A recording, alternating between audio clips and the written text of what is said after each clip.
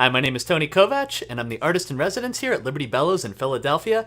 I want to welcome you back to our series of instructional videos for the piano accordion. Today we're going to continue to explore the key of F major, while for the first time playing a song that uses 4 chords in the left hand. First, let's start by playing our F major scale. So find your F.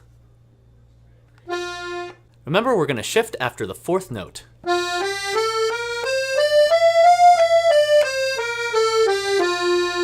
Today we're going to be playing in the lower part of the keyboard, so let's see if we can find our tonic, subdominant, and dominant in that register. Here's our F chord. We're going to play F, A, and we're going to play the low C. That'll sound like this. Our subdominant, B flat, consists of B flat, D, and F, and we're going to play this voicing. D, F, and B flat on top. Even though we could go down for C like this, we're actually going to shift up and play this voicing. E, G, and C. So again, that's F, B flat, and we go up for C. Let's try playing a 1-4-5-1 chord progression. 1, 4, 5, 1. Today let's try playing those chords as arpeggios. An arpeggio is simply when you play the individual notes of a chord instead of playing them together, like this.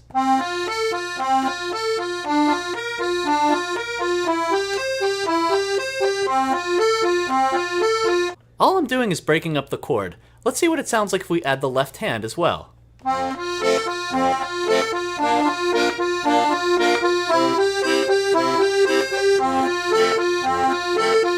Let's try that again to get it under our fingers.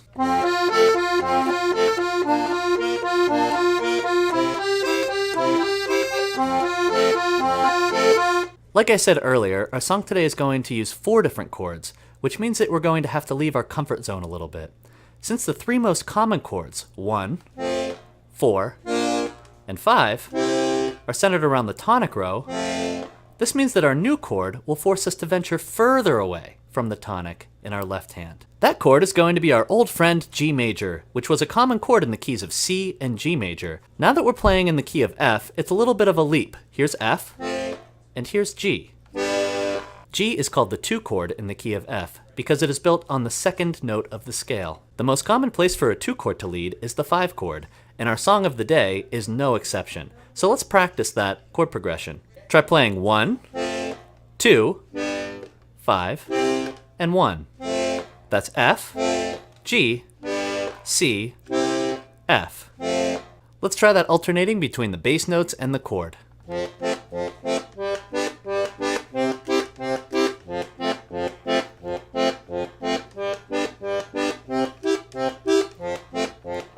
All of this will come in handy as we transition to our song of the day, Jingle Bells.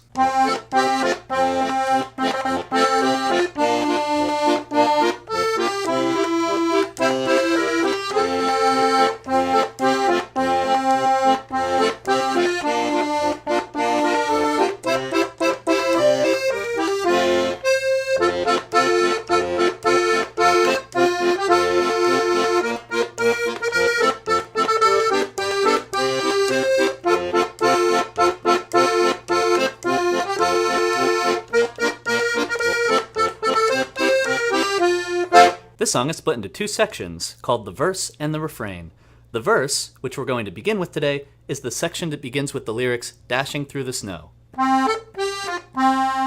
Remember that 1-4-5-1 chord progression we used in our warm-up today with the arpeggios?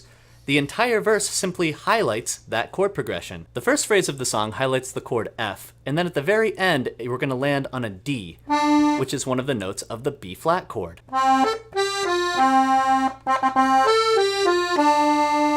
Once we land on the D, we're going to highlight a B flat chord, and then we're going to transition to a C.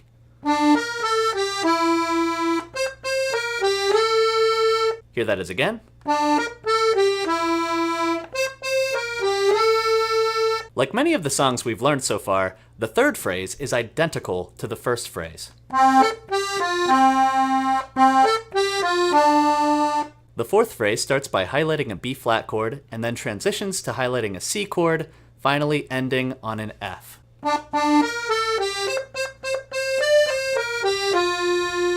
Watch me as I play the verse. You'll notice that my thumb is going to creep up from C to D to E as the chords that I'm highlighting change.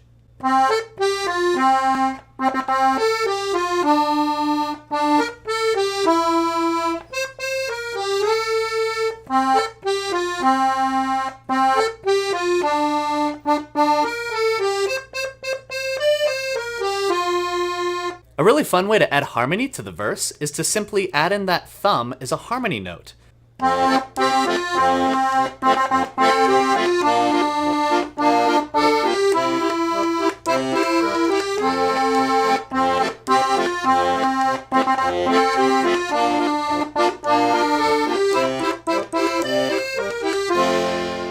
The good news about the refrain is that we can play the entire melody in the refrain in a 5-finger closed position.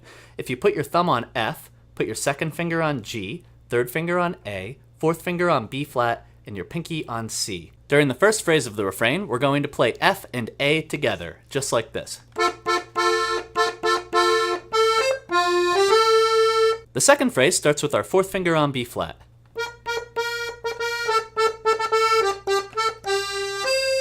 The third phrase is identical to the first phrase. The fourth phrase is almost the same as the second phrase.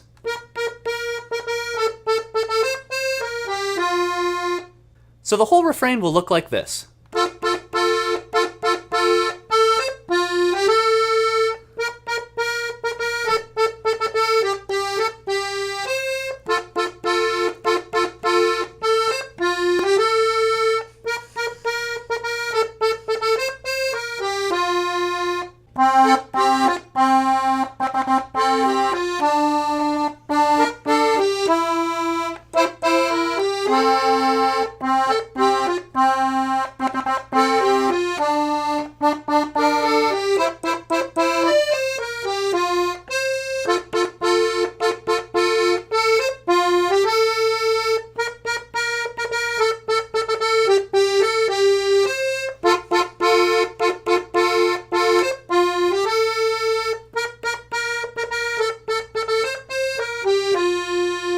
You're probably still working on your alternating bass skills from our last lesson.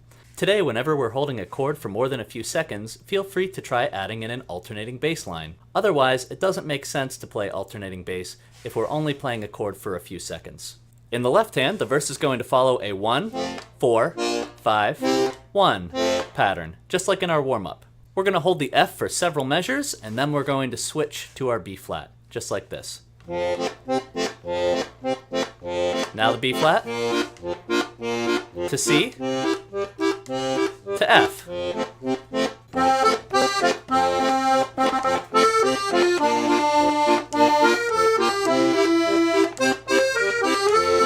During the second phrase, the left hand plays the exact same pattern.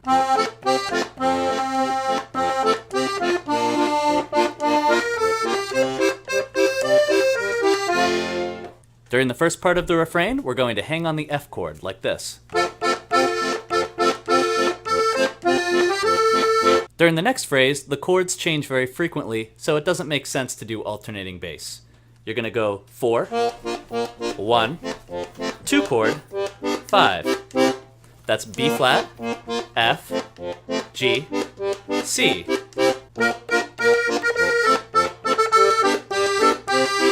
Those two phrases together will sound like this.